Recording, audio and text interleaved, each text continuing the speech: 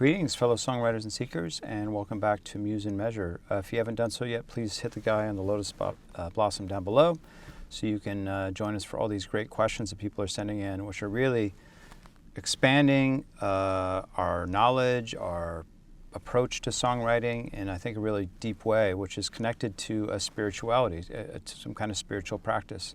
Not any religion, so make that clear. It's not saying I'm trying to convert you to Christianity or Islam or something like that. This is about connecting us with the spiritual, which I really believe the creative process is a spiritual process. And if you take the right approach to songwriting, you are really learning much more about the nature of your own mind and about how you see the world, and hopefully opening up to see that you are actually creating your own world all the time. And that means that you have the possibility of shaping it in a way that is the most revelatory, that opens you up as opposed to closing you down. And that's the point, I think, of spiritual practice. And I really think it's the point of creativity, is to take us to places that we wouldn't normally go. All right, well, here's another wonderful question from a viewer. This is Jason from Kenosha. I was just in Kenosha last summer. I visited Orson Welles' boyhood home there. It was really cool. Of course, the Kenosha Kid, if you're a Thomas Pynchon fan, that's an important city.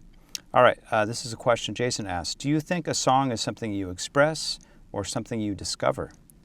And how does improvisation or experimentation help you recognize when the song is revealing itself rather than being constructed? See, this is what I'm talking about. Very, very deep questions. So I think a song can be both an expression and a discovery, and hopefully it's happening at the same time. And that's really what songwriting is this expression of some kind of feeling. You're starting with a feeling, and maybe there's some kind of idea attached to that feeling, a concept or an image.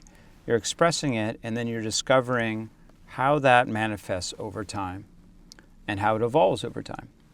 And in improvisation, that's really, really cool, because you get these little thoughts that pop in your head. And because you're doing it so quickly, you're not like spending 2 minutes to try to come up with something and then you try it out.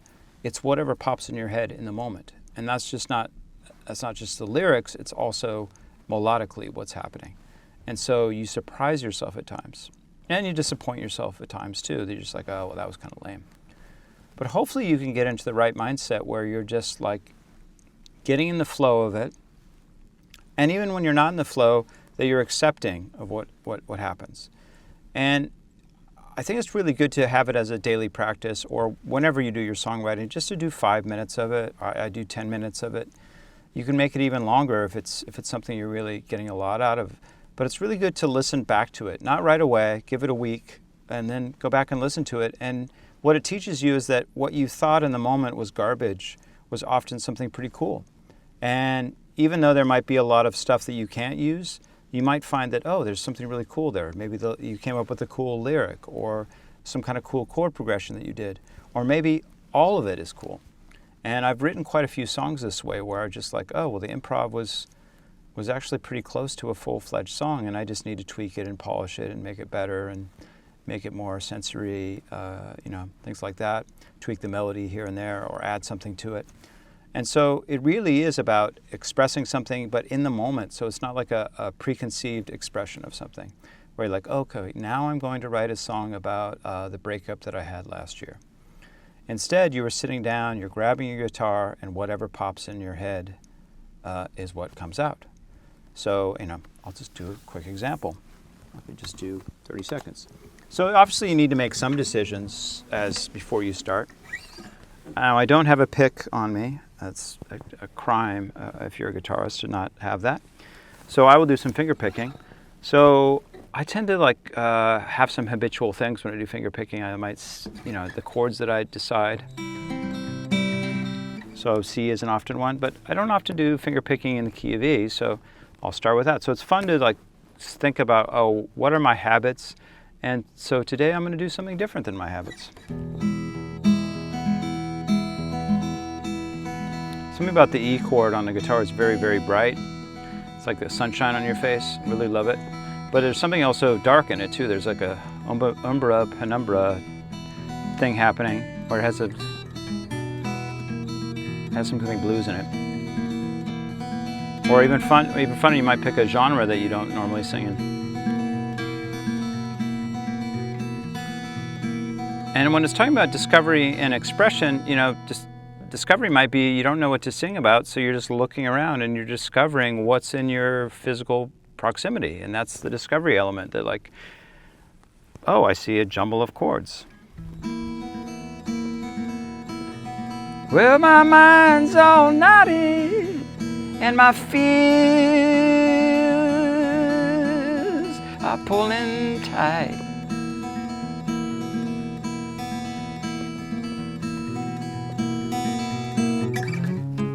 Louisa, won't you ease my mind and sing me that lullaby? Well, I'm so stoked with fear, I don't know what tomorrow will bring. Will you be leaving me in a puddle of tears, or accepting my wedding ring?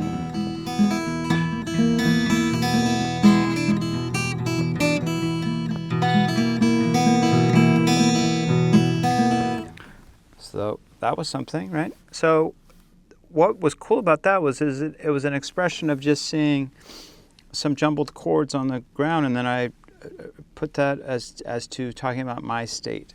So it's always good to like start with like, how are you feeling in the moment? Where are you? You might do that. So just think about like the setting in a story or a novel. It lets you know who the character is, where they are, what they're doing.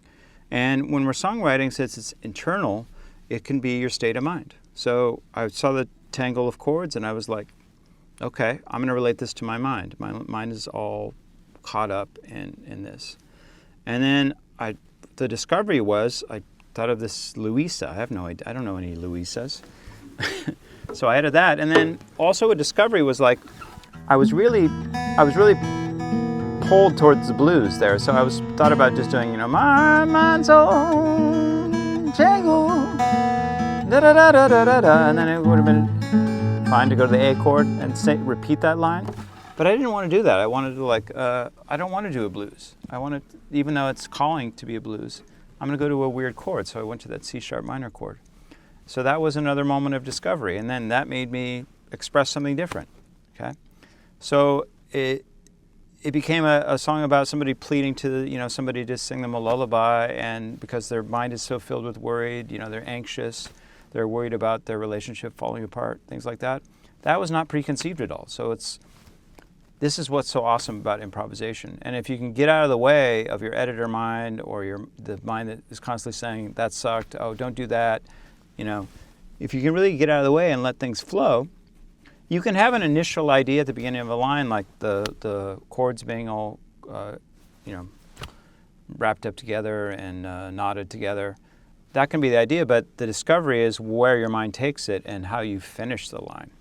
And oftentimes I'll have, an idea at the beginning of the line, but I don't know how I'm going to end it. So Louisa was the name that popped in my head when I started that second chord, but I had no idea that I was going to go into a lullaby. And it's the mind kind of making sense as it goes along. Okay, well, we've got these two images, these chords tangled up, which is the mind, and Louisa. Well, how can you make, your mind's trying to figure out how can we make those part of the same picture? And it's like feeding AI a prompt.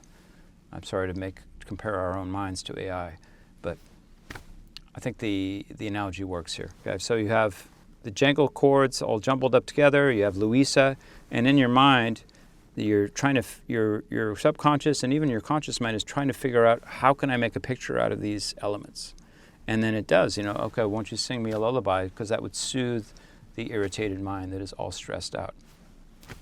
So this is all expression and discovery, right?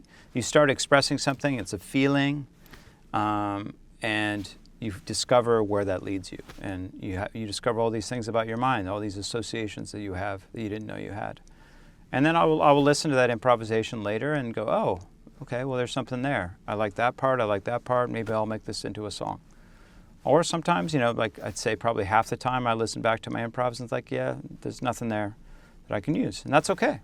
It's about flexing that muscle, not flexing the muscle, but exercising that muscle so that it gets better and better. And it's really about this expression and discovery and just knowing how much tension you put into it, how much effort you put into it, and how much you get out of the way and just let things happen.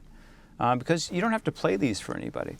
And you can destroy them afterwards. If you are really embarrassed by them, especially the ones you don't like, you can just delete them if you're really worried about that. So it's a moment of real freedom. Improvisation is the closest thing we can get to freedom, if you believe in that. But free will and freedom are different topics. So let's not go there. Let's not open that can of worms in this episode anyways. So I hope that helps. And keep improving. And improving is already a part of songwriting. It's just something we do on a smaller level when we're trying stuff out. But why not just expand it into something that you can actually get whole chunks of songs out of? It'll save you a lot of time. And actually, I think it's really cool because it's organic. It's actually coming from a real, in-the-moment expression, which is what music is. It's not this. It doesn't have to be this preconceived thing where it's all through composed. It's not all through composed ahead of time. It can be something that just happens in the moment, some kind of expression, which is true to our own experience. All right, well, thank you so much, and best of luck with your songwriting and spiritual practice, and now your